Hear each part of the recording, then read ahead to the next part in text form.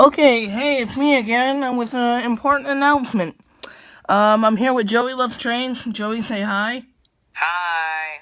And we were searching up a little research on old Amtrak stuff, and we came across a bunch of special trains in a small town called Mount Vernon, Illinois.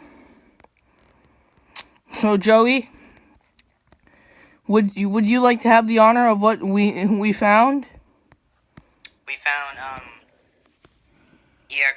Amtrak ICE train Yeah, in the 1992 through 96, I think. They yeah. were testing with the Amtrak ICE and the Swedish X2000.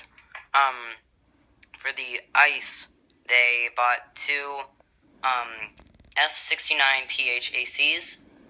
They painted them specially for the ICE train.